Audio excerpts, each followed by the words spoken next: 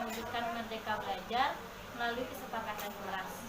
Jadi saya minta izin sama Ibu selaku wakil kurikulum untuk melaksanakan kegiatan di program pendidikan guru penggerak ini dalam kelas melalui kesepakatan kelas. Dan untuk pelaksanaannya saya rasa tidak memakan waktu dan tidak mengganggu PDM di kelas. Kira-kira bisa diizinkan untuk saya melaksanakan, Bu? Boleh, semoga program yang Pia laksanakan sekarang bisa berdampak bagus untuk siswa yang di kelas dan juga untuk siswa yang Pia ampuh. Semoga bisa berdampak baik hendaknya untuk sekolah kita ya, Bu. Nah, demikian, Bu. Terima kasih. Assalamualaikum. Assalamualaikum warahmatullahi wabarakatuh. Waalaikumsalam warahmatullahi wabarakatuh. Saya ucapkan selamat datang kepada Bapak Ibu yang telah menyaksikan sosialisasi aksi nyata modul 4.1.4 yaitu calon guru penggerak yang akan dipresentasikan oleh Ibu Oktaviani Ananda Putri. Pada Ibu Oktaviani Ananda Putri, kami persilakan. Terima kasih Bu Moderator. Assalamualaikum warahmatullahi wabarakatuh. Waalaikumsalam warahmatullahi wabarakatuh. Alhamdulillahirabbil alamin, puji syukur kepada Allah yang Maha Kuasa yang telah memperkenankan kita bertemu di ruangan ini. Sebelumnya saya ucapkan terima kasih yang sebesar-besarnya kepada Bapak Ibu guru yang telah meluangkan waktunya dalam kegiatan sosialisasi aksi nyata modul 1.4 oleh saya sendiri sebagai calon guru penggerak angkatan 4 Kota Padang. Sosialisasi ini dijadikan salah satu tugas akhir pada modul 1, di mana sejak Oktober sampai Desember lalu kami sudah belajar secara daring di LMS dan diikuti dengan 2 kali lokakarya, yaitu lokakarya 0 dan lokakarya 1 yang sudah dijalankan. Sedikit pengetahuan tentang guru penggerak, kita diberikan tugas, kita diberikan motivasi bagaimana kita menjadi seorang guru sebagai agen perubahan. Bagaimana kita sebagai seorang guru mengubah pola dan tingkah laku kita, cara mengajar kita, bagaimana kita memperlakukan murid yang tidak memberikan penekanan dan harusnya memberikan kemerdekaan kepada murid agar mereka menjadi bahagia, senang, sehingga jiwa merdekanya bisa dikembangkan, minat dan bakat motivasinya bisa dijalankan menuju ke berhasilan mereka, ke output pendidikan yang lebih baik. Untuk sosialisasi aksi nyata ini, yang pertama, pemikiran Ki Hajar Dewantara. Kita ketahui Ki Hajar Dewantara adalah bapak pendidikan kita, merupakan seorang pemikir pendidikan di zaman Belanda, di zaman penjajahan kita dulu. Ia memprakarsai perubahan pendidikan yang dahulunya hanya dikecap oleh bangsa priayi, kaum Belanda, dan bagi Indonesia itu kaum pribumi hanya orang-orang tertentu yang dapat menikmati pendidikan. Berkat beliaulah sekarang pendidikan di Indonesia menjadi merata. Menurut Ki Hajar Dewantara, pendidikan adalah tempat bersemainya benih-benih kebudayaan yang hidup dalam masyarakat kebangsaan. Pendidikan itu menuntun segala kodrat yang ada pada anak untuk mencapai keselamatan setinggi-tingginya, baik sebagai manusia maupun sebagai anggota masyarakat. Sejalan dengan kodrat, anak itu mempunyai kodrat 2 jenis di dalam dirinya. Yang pertama, kodrat alam. Kodrat alam, masing-masing anak terlahir sebagai pribadi yang unik. Anak mampu dan berkembang berdasarkan minat dan bakat yang dimilikinya. Kita sebagai guru hanya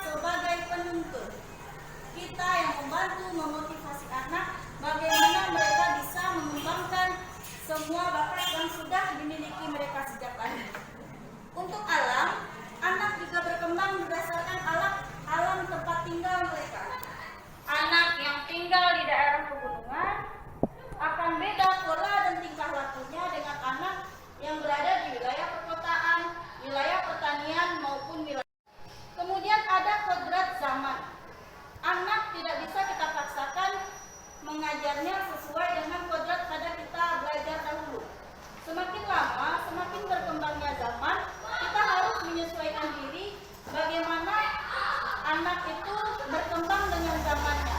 Karena setiap zaman mempunyai keunikan dan tantangannya tersendiri. Kemudian taman siswa. Kita sebagai seorang guru haruslah menciptakan suasana tempat yang bermain yang menghadirkan kegembiraan dan keindahan untuk siswa. Ada 3 semboyan utama yang dimiliki atau dipedomani dari pendapat Ki Hajar Dewantara. Yang pertama, Inarso Sung Tulodo. Ketika guru berada di depan, kita harus memberikan contoh dan teladan yang baik bagi murid-murid kita. Yang kedua, Ing Madio Mangunkarso. Ketika di tengah, seorang guru harus memberikan motivasi agar semua pencapaian murid itu dapat terjadi dengan baik. Ketiga, Putri Handayani. Guru dari belakang memberikan dorongan dan motivasi kepada siswa. Yang menarik dari pendapat Ki Hajar Dewantara yaitu guru diibaratkan sebagai seorang tukang kebun. Siapa benihnya, siswalah yang merupakan benih tanamannya. Kita sebagai seorang guru hanya menyiapkan lahan, merawatnya, memupuknya tanpa memaksakan kehendak kita. Tanaman itu bakal tumbuh seperti apa? Contoh, jika kita seorang guru menginginkan padi, maka kita harus merawat dan memupuknya sesuai dengan tanaman padi. Tidak mungkin kita mau menanam padi tapi yang diharapkan adalah jagung. Begitu juga dengan pola kita sebagai seorang anak. Kalau kita mengharapkan kebaikan kepada anak, kita mulai terlebih dahulu dari diri kita sendiri.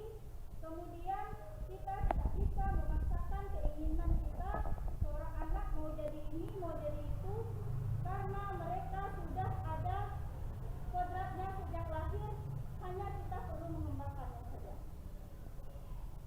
Dalam guru penggerak, ada nilai yang harus dihidupi oleh guru penggerak. Yang pertama, mandiri, reflektif, kolaboratif, inovatif, serta berpihak pada murid. Sejalan dengan nilai, ada peran yang harus kami lakukan sebagai guru penggerak. Yang pertama, menjadi pemimpin pembelajaran, menggerakkan komunitas praktisi. Berarti bisa kita bergerak di dalam MGP atau KKG kita dalam ruang sekolah. Kemudian menjadi coach bagi guru lain, mendorong kolaborasi antar guru lain. Kita sesama guru, sesama warga sekolah saling bekerja sama melakukan kolaborasi demi perbaikan. Dan terakhir, sebagai guru penggerak dan kita sebagai guru secara umumnya harusnya mewujudkan kepemimpinan murid.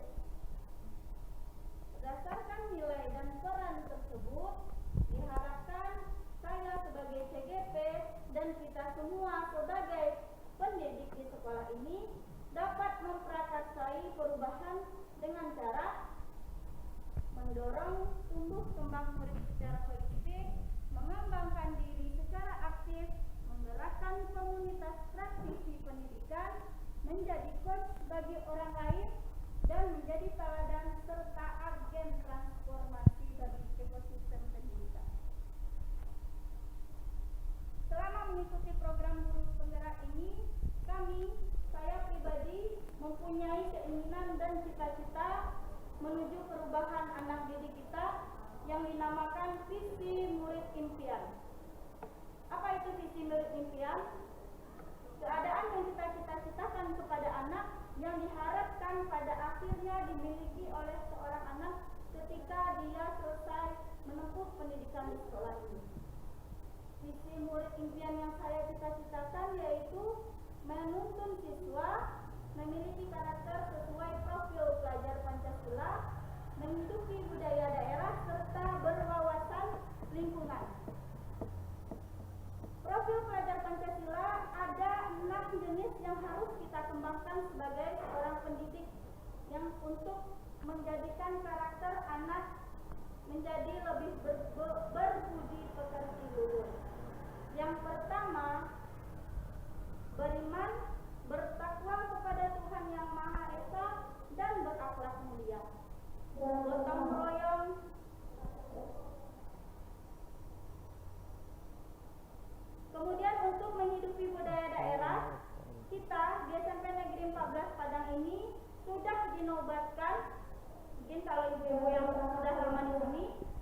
dinobatkan sebagai sekolah berwawasan budaya yang sudah dicanangkan, kalau saya tidak salah itu semenjak tahun 2012 semasa Pak Inaldi kalau nggak salah.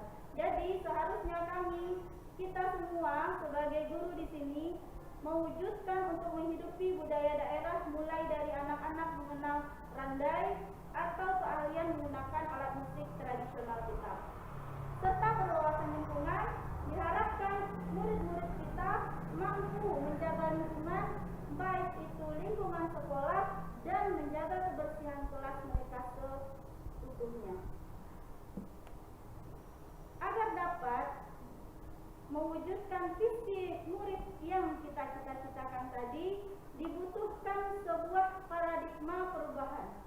Apa itu paradigma perubahan? Dinamakan inquiry apresiatif, yaitu sebuah paradigma dengan pendekatan yang berfokus pada kekuatan positif. Jadi kekuatan positif apa saja yang kita miliki di sekolah, baik itu berupa sarana prasarana maupun dengan sesama rekan guru, baik itu kekuatan positif yang saya miliki secara pribadi dan murid itu sendiri. Untuk melakukan inquiry apresiatif ini dapat dilakukan dengan langkah-langkah baca. Kita lanjut ke budaya positif. Budaya positif sekolah merupakan nilai-nilai dan keyakinan yang dibangun dalam waktu lama. Artinya kita melakukan budaya positif itu dalam waktu berkesinambungan secara bertahap yang pada akhirnya memang mendasari tata tertib atau budaya yang akan kita jadikan dasar di sekolah kita. Dalam jangka waktu lama yang tercermin pada sikap keseluruhan komponen sekolah, artinya baik siswa maupun kita sebagai pendidik di sekolah ini. Berpihak kepada murid agar murid dapat bahagia. Jadi intinya tujuan kita agar murid merasa bahagia, merdeka, aman dan nyaman belajar di sekolah, sehingga mereka secara tersendiri dapat mewujudkan profil pelajar Pancasila. Dan kita sebagai seorang guru harusnya mengayomi siswa agar memiliki peran dan nilai guru penggerak dan dapat menciptakan pembelajaran menyenangkan, berpihak pada murid, dan memenuhi kebutuhan dasar murid. Pada budaya positif, ada beberapa poin yang akan kita bahas. Yang pertama, perubahan paradigma SR. SR itu adalah stimulus respon menuju teori kontrol. Apa itu teori kontrol? Seseorang berperilaku, baik itu perilakunya positif maupun negatif, ada penyebab yang mendasari mereka itu berbuat. Itulah yang dikatakan teori kontrol. Kemudian disiplin positif dan motivasi. Yang dikatakan disiplin positif di sini, mungkin kita dalam kehidupan sehari-hari berpikir disiplin itu erat kaitannya dengan tata tertib, peraturan. Jadi ketika seorang siswa, seorang murid itu menaati tata tertib dan aturan sekolah, maka dia bisa dikatakan seorang pribadi yang disiplin. Terlepas dari itu, maksud disiplin positif di sini bukan terkait dengan aturan, tapi disiplin positif adalah disiplin yang muncul dari dalam diri mereka sendiri, bahwa nilai-nilai yang ada dalam diri mereka sendiri itu merupakan keyakinan yang benar dan akan tetap tertanam di dalam dirinya. Jadi tanpa paksaan, tanpa hukuman, tanpa ganjaran ataupun konsekuensi dan sanksi, mereka tetap menanamkan disiplin itu tanpa dikaitkan dengan yang namanya aturan. Untuk motivasi, ada 3 jenis motivasi seseorang, tidak hanya siswa, tiga motivasi yang membuat seseorang melakukan sebuah tindakan. Yang pertama, motivasi untuk menghindari hukuman. Anggap saja siswa kita, mereka mematuhi tata tertib sekolah. Tujuan utamanya yaitu jika mereka melanggar tata tertib, otomatis mereka akan mendapatkan konsekuensi atau hukuman. Itulah salah satu jenis motivasi untuk menghindari hukuman. Yang kedua, seseorang berbuat untuk motivasi agar mereka mendapat imbalan atau penghargaan. Kita di dalam kelas, dalam prakteknya, terkadang ada memberikan reward atau penghargaan kepada siswa. Jadi siswa itu ketika mendapat perhatian, ketika mendapat penghargaan, mereka merasa senang sehingga akan terus menerus dijalankan dan mereka terus mendapatkan penghargaan. Lain halnya satu ketika guru itu tidak memberikan penghargaan, maka ketika tidak diberikan lagi penghargaan itu mereka akan kecewa dan mereka akan kembali ke posisi yang tidak disiplin di awal. Dan terakhir, motivasi yang benar-benar datang dari dalam dirinya. Jadi ada atau tidaknya hukuman yang akan diterima, ada atau tidak ganjaran yang mereka terima maupun penghargaan yang mereka terima, mereka tetap memaksakan diri, memantapkan diri agar tetap berbuat disiplin. Kemudian poin yang ketiga untuk budaya positif yaitu keyakinan kelas. Apa itu keyakinan kelas? Nilai-nilai yang diyakini dapat dijalankan oleh siswa kita di dalam kelas. Mungkin sebelumnya kita ada mengenal yang namanya kesepakatan kelas. Kesepakatan kelas, poin-poin yang disepakati untuk dijalankan bersama. Sejalan dengan keyakinan kelas ini, untuk mengembangkannya, untuk menciptakannya, kita butuh cara, butuh langkah agar keyakinan ini dapat terbuat. Yang pertama, yang saya lakukan untuk membuat keyakinan kelas ini, pada rencananya saya akan meminta siswa membuat apa saja impian-impian yang mereka harapkan di dalam kelas, baik itu suasana kelas, hubungan dengan teman, hubungan dengan guru. Setelah mereka memikirkan apa-apa saja impian yang mereka inginkan tadi, saya akan minta mereka untuk membuatnya dalam kertas kotak, kemudian nanti akan ditempel di depan kelas, di papan tulis dalam sebuah karton. Kemudian karton itu nanti ditempel semua pendapat siswa yang berhubungan apa-apa saja yang mereka yakini bisa mereka laksanakan. Setelah semua siswa membuat dan ditempelkan, kita diskusikan bersama poin-poin mana yang harus disoroti dan dirasa penting. Jadi beberapa poin yang penting tadi itulah yang akan diambil untuk poin keyakinan kelas, sehingga kita dapat meyakini seluruh siswa untuk bisa menjalankan keyakinan tersebut. Setelah keyakinan kelas itu disepakati, saya akan merekomendasikan menempel karton yang sudah berisi tulisan siswa tadi di bagian kelas yang mudah dilihat. Jadi rasanya kalau mereka ada yang melanggar keyakinan yang mereka harapkan tadi, mereka sudah ingat dan akan berubah menjadi budaya yang lebih baik di kelas khususnya. Untuk teori yang keempat ada yang namanya kebutuhan dasar manusia. Siswa, baik pun kita sendiri sebagai konteks seorang manusia, ada kebutuhan dasar yang harus kita penuhi. Jadi segala tingkah laku yang kita lakukan tergantung dengan kebutuhan tadi. Contoh, ada seorang anak bernama si A merebut bekal makanan temannya si B. A merebut si B, mungkin ada alasan yang menjadikan dia untuk merebut makanan tadi. Yang pertama ada yang dinamakan kebutuhan dasar manusia itu cinta dan kasih sayang. Bisa jadi si A tadi merebut makanan temannya hanya untuk menarik perhatian guru. Berarti dengan diperhatikan guru, dengan dia mengambil makanan, maka perhatian gurunya akan tercurah pada si A. Kemudian poin yang kedua untuk penguasaan. Apa itu penguasaan? Oh, berarti kalau si A itu berani mengambil makanan si B, artinya dia akan ditakuti oleh teman sekelasnya bahwa dinyatakan dia adalah seorang yang berani. Kemudian yang ketiga ada kebutuhan untuk bertahan hidup.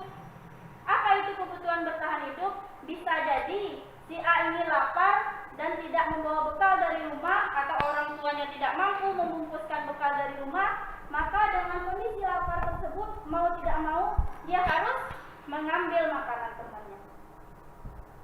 Kemudian ada lagi kesenangan. Mungkin dengan si A mengambil makanan teman tadi, dia lihat temannya menjadi sedih atau menangis, ada kesenangan tersendiri yang didapatnya. Mungkin dia bahagia melihat temannya ketakutan, dia bahagia melihat teman sekelahnya panik karena dia merebut makanan teman, ada kebahagiaan dia tersendiri. Kemudian satu lagi kebutuhan dasar manusia, itu kebutuhan akan kebebasan. Kebebasan berarti dia keluar dari zona nyaman, ingin mencoba sesuatu yang baru yang dirasa akan menyenangkan bagi dirinya.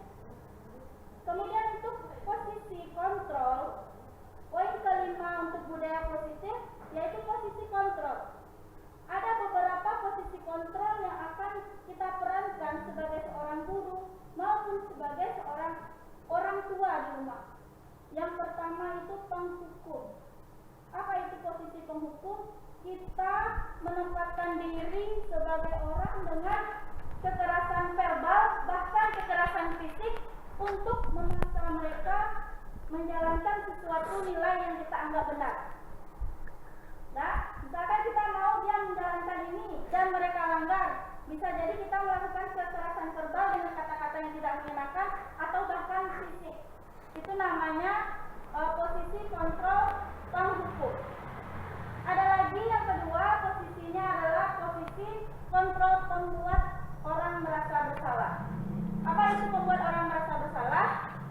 Dia berusaha mengatakan dengan sangat lemah lembut, tapi dengan kata-kata tadi dia sebenarnya sudah menitikkan perasaan tidak enak kepada si anak. Saya kecewa sama kamu hari ini, padahal begini. Berarti dia sebenarnya membuat si anak tadi merasa dirinya buruk, mengecewakan gurunya, sehingga dia merasa bersalah. Itu posisi membuat merasa bersalah. Yang ketiga, posisinya itu sebagai teman. Guru memposisikan dirinya sebagai teman, jadi anak itu nyaman dan tenang dengan guru tersebut. Lain halnya ketika guru itu tidak bisa memberi bantuan, tidak bisa mempunyai waktu untuk anak tersebut, maka si anak akan kecewa.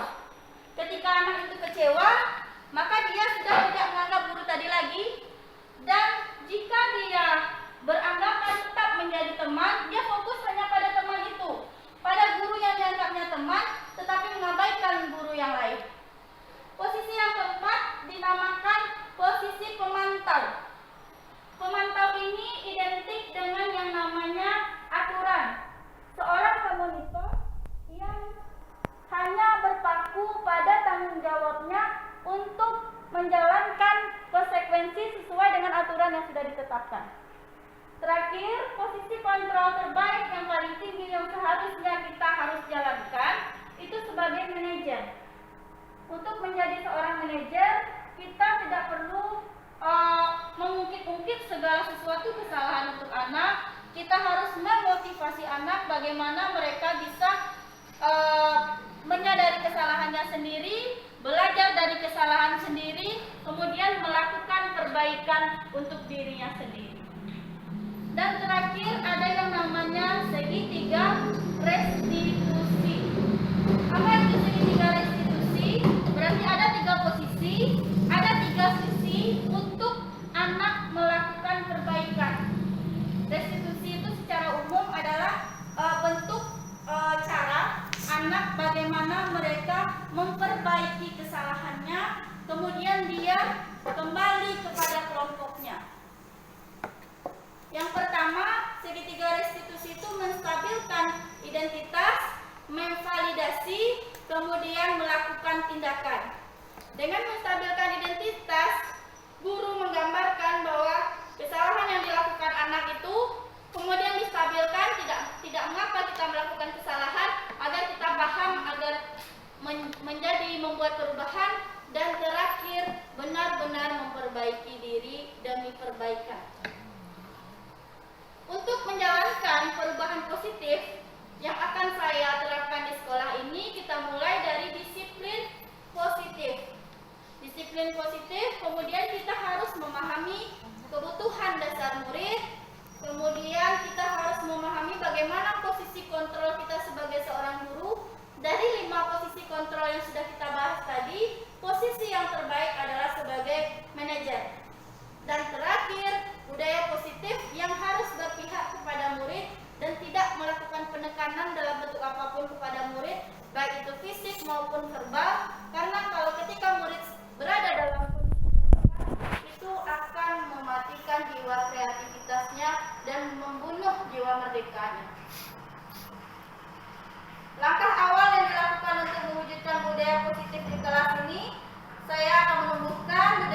positif dengan merumuskan kesepakatan kelas seperti yang sudah dijelaskan di awal tadi atau keyakinan kelas.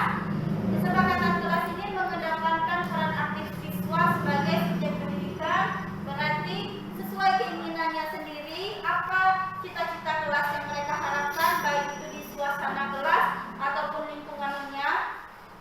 Kemudian kesepakatan kelas, siswa belajar nilai-nilai demokrasi, bagaimana mereka berpendapat tentang keinginan kelasnya, pentingnya tanggung jawab terhadap kesepakatan yang mereka buat sendiri, serta mencerminkan profil pelajar Pancasila, yaitu beriman, bertakwa kepada Tuhan Yang Maha Esa, berakhlak mulia. Ketika mereka menepati kesepakatan kelas, artinya mereka sudah mencerminkan sikap beriman, bertakwa kepada Tuhan Yang Maha Esa, dan berakhlak mulia tadi. Jika keyakinan kelas telah menjadi pembiasaan secara konsisten dan berkelanjutan, maka akan terlahirlah budaya positif bagi semua warga sekolah kita ini, dan pada akhirnya visi murid impian dan visi sekolah akan terwujud.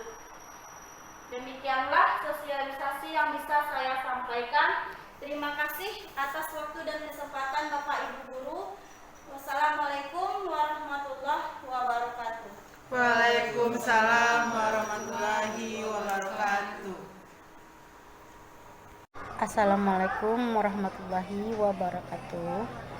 Saya Dewi Darmawati, rekan sejawat teman saya namanya Okviani Ananda Putri.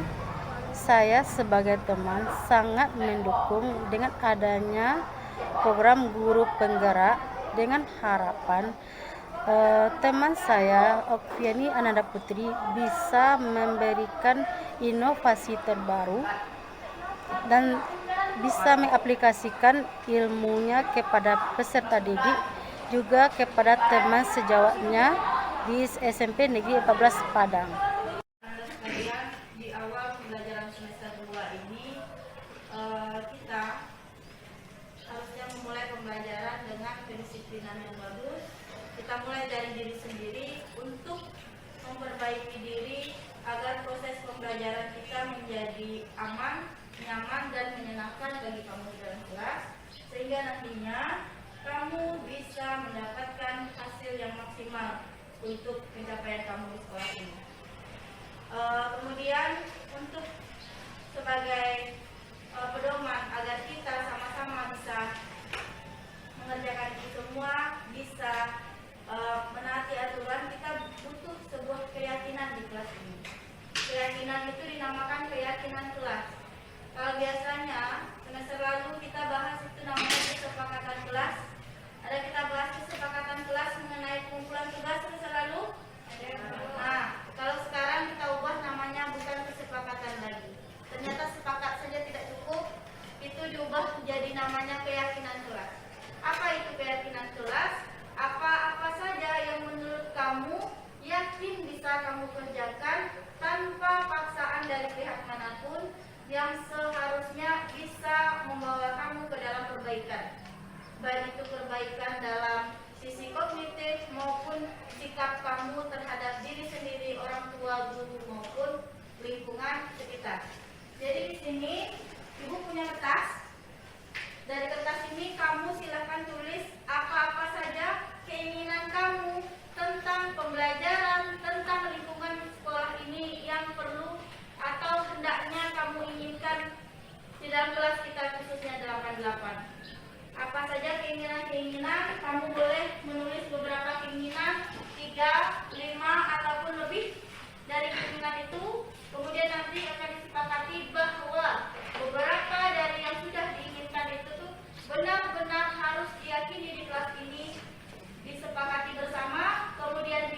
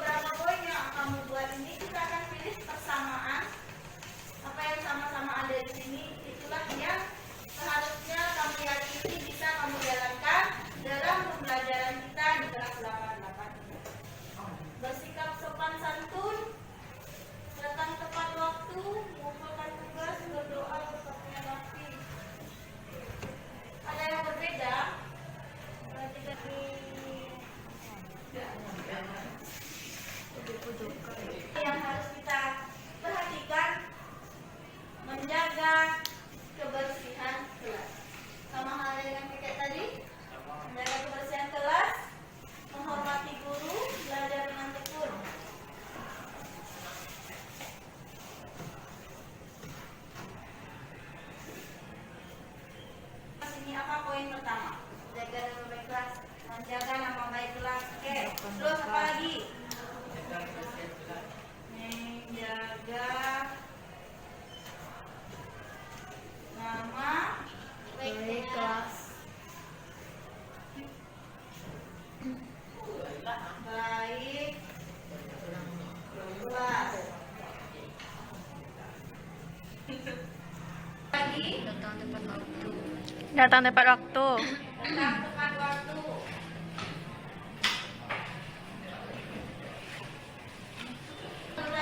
Apa? Menghormati guru. Menghormati guru. Menghormati guru itu apakah teman perlu kita hormati? Perlu. Menghormati guru dan teman. Menghormati guru dan teman.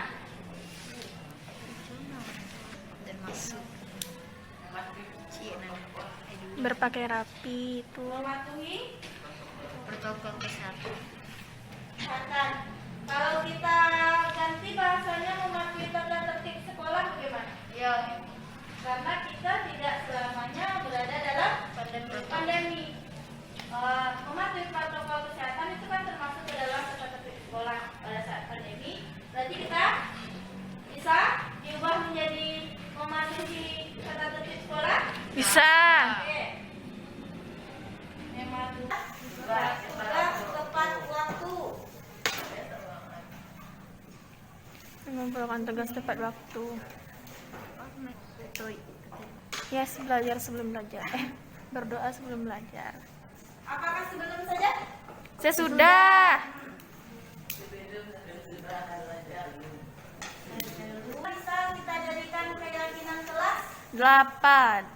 8 ini cukup? Cukup. Ada lagi? Enggak. Enggak. Kalau tidak berarti ingat ke-8 poin ini, ikuti dengan baik. Yakin kamu bisa mengerjakan ini semua?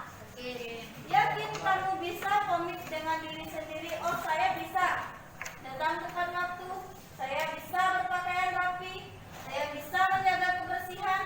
Kebersihan itu bisa apa? Kebersihan lingkungan. Nah, lingkungan kelas. Lingkungan sekitar. Haha. Nah, menjalankan 8 poin ini. Insya Allah mampu. Jadi besok kalau di tatap muka tidak ada lagi guru mata pelajaran yang menunggu untuk kamu bersihkan kelas. Datang pagi. Pagi. Siap? Nah, ini jadi kesepakatan kelas. Silahkan ditempel di bagian mana kalian mau dikasih. Di mana? Di belakang, di samping, terserah. Kita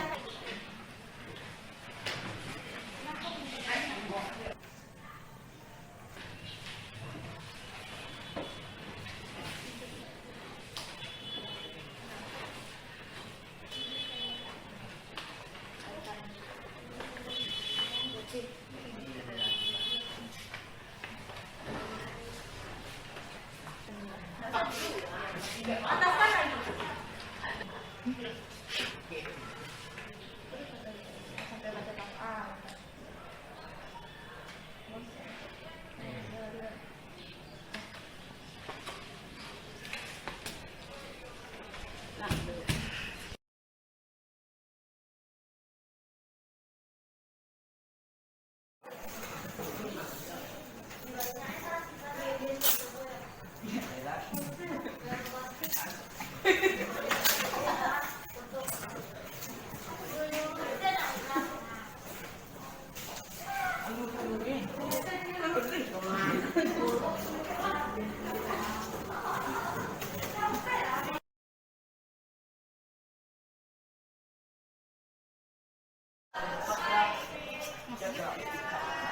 Dan langsung mencuci tangan.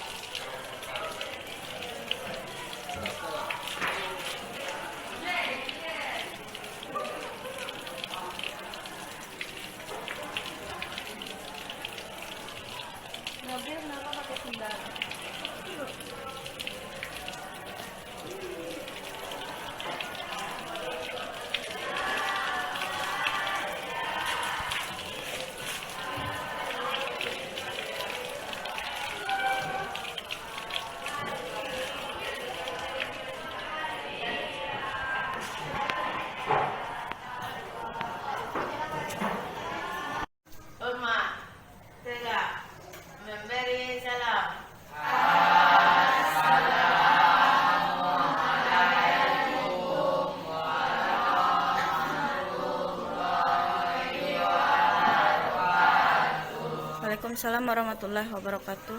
Berdoa dimulai.